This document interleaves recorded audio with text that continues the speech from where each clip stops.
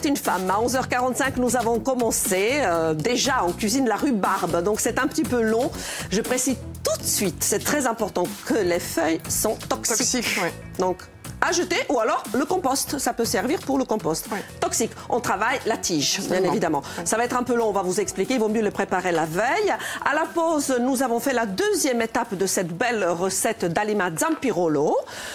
C'est la crème, puisqu'il a fallu mixer un petit peu. Donc vous avez vu les ingrédients, ils vont s'afficher à nouveau. On va revenir rapidement sur la pâte. Qui va nous servir de la base de cette tartelette. Ça s'affiche. Donc, il s'agit, là, c'est la crème. 180 g de crème liquide, une gousse de vanille, un zeste de citron vert, cassonade, pectine ou vite pris, feuilles de gélatine ou agar-agar, 40 g de jaune d'œuf et 1 g de fleur de sel. En ce qui concerne la pâte, il s'agit d'une pâte sucrée. Oui. C'est quoi la différence avec une sablée? Un peu moins de sucre, en fait, par rapport à la sablée. Oui. Parce que ça contrebalance avec l'amertume. Voilà, c'est pour justement donner de la douceur à ce dessert. C'est acide et amer. Et amer. C'est pour ça qu'on le fait la veille aussi. C'est pour l'adoucir un peu. Ok.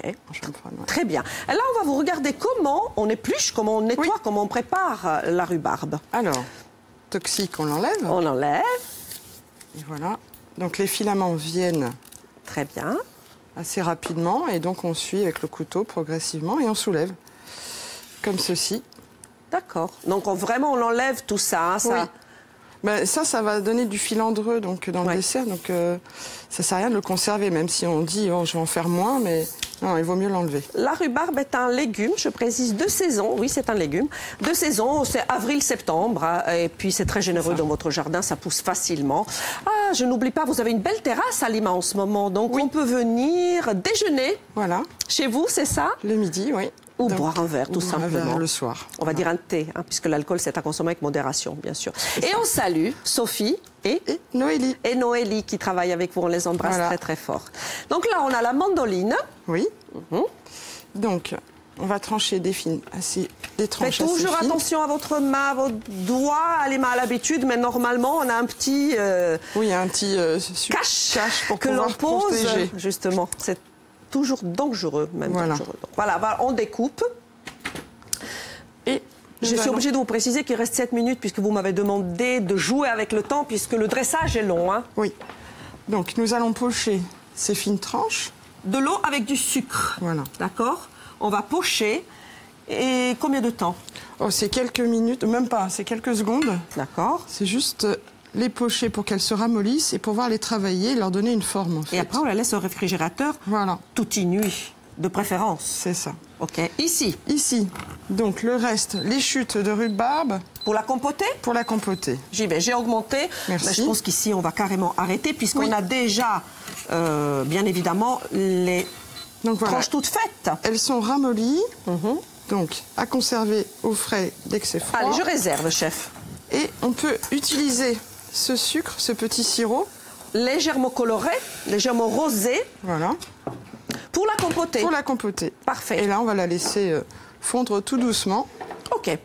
À préparer la veille, bien sûr. Et comme c'est un petit peu long et que c'est vraiment une très belle... Oui, je voudrais que la recette s'affiche. Ma script adorée, Fabienne me demande, tu veux la recette? Oui, je veux bien la recette. Tu peux l'afficher, Fabienne, avec plaisir. Comme ça, les téléspectateurs vont prendre le temps de noter. La pâte sablée ou plutôt sucrée, 90 g de beurre mou, 35 g de sucre glace, 5 g de fleur de sel, 80 g de farine. La compotée, bien sûr, c'est la rhubarbe avec le sucre. Voilà. Et puis la rhubarbe pochée.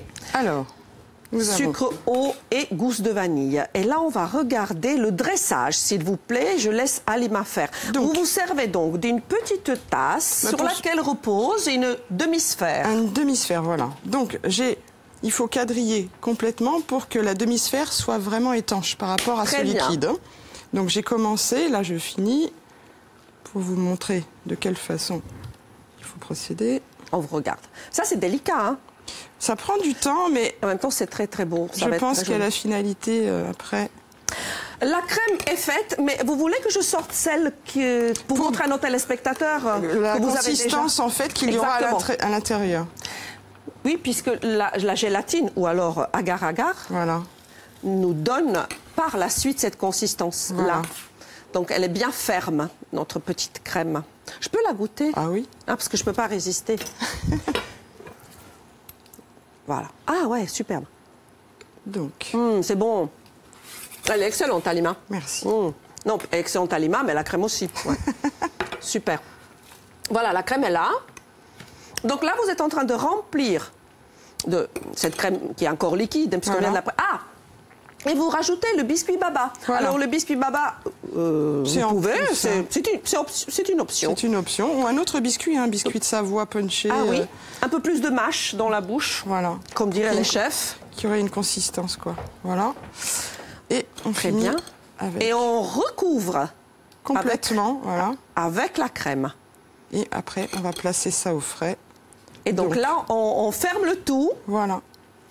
Pour créer une demi-sphère. Est-ce qu'on a précisé à nos téléspectateurs qu'on a mis un papier film sur la demi-sphère? Non, on ne l'a pas précisé. Voilà. Il y a un papier film qui permet de plus facilement démouler après, on peut dire ça comme ça. Hein? Mais on va le voir là tout de suite. Perfetto.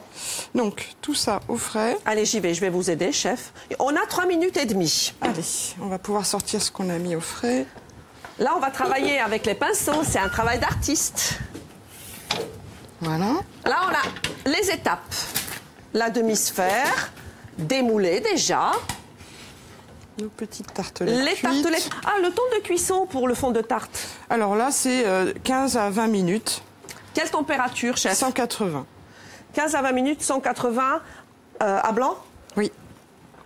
Donc, là, c'est la demi-sphère que l'on vient de mettre au frais. D'accord. Donc, pour la démouler, il est préférable de la mettre sur une assiette. Vous voyez pourquoi le film est utile, le papier film?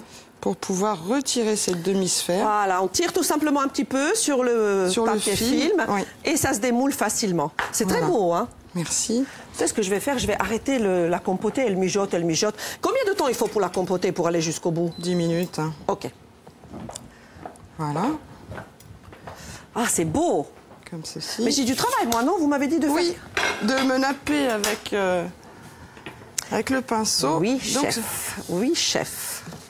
Alors, qu'est-ce qu'il y a dans ce nappage? Comment vous l'avez réalisé? En fait, le sirop que j'ai réalisé pour pocher la rhubarbe, je l'ai laissé réduire jusqu'à ce qu'il devienne comme du miel. D'accord. Voilà. C'est ça, son aspect, c'est ça. Un peu rosé, hein? Oui, tout à fait. Je ne sais pas si on voit... C'est avec toi, Fred? C'est là, hein? Très bien. Donc, je vais faire briller la tartelette. Voilà. Et là, tout autour, vous avez fait une couronne... de fraises. Avec les fraises, c'est les maras des bois. Oh, c'est merveilleux, ça. Ça va vous réconcilier avec la rhubarbe, hein? Parce que les copines, Faustine a essayé, c'est amer, c'est acide, tu vas nous empoisonner. Non, mais les filles, vous méritez une fessée. Allez, c'est bon là ou encore un peu? Voilà, c'est très bien, hein, ça brille. C'est bien frais. Magnifique votre recette. Décorée avec, comment vous avez dit, le faux jasmin. Le faux jasmin, oui. Bon, c'était pour amener le printemps sur le plateau. Hein. Ouais, le printemps, le printemps arrive. Elles arrivent, notre printemps est là. Ça pour ma combinaison? Oui, elle est magnifique.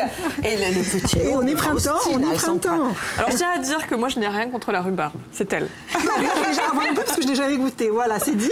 Bon, c'est long à préparer. Halima, vous êtes d'accord? Oui, c'est un peu. C'est long. Il faut faire dégorger parce que mais c'est pour ça qu'il y a Bacchus, c'est une femme. Eh ben oui, c'est beaucoup plus simple et c'est meilleur.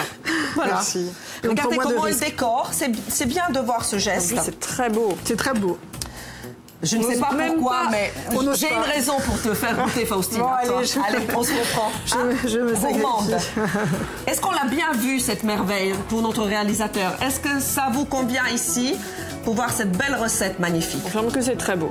Allez-y, Faustine, dégustez. Oui, allez, bien sûr. bien sûr. Nous, on continue donc. On fait briller les dômes. Mais on met tout autour, on met ces fraises maras des bois. C'est une couronne. Les raccords avec la thématique qui suit. Histoire en mai, oui, nous c'est le festival du livre d'histoire et de la fiction historique. Bien sûr. Avec Michel Corot qui va arriver. Super. Peut-être lui garder une tartelette si vous êtes d'accord. Mais avec plaisir. Bon appétit. À demain, on vous embrasse et merci. À demain. Bravo chef. Merci. Bravo.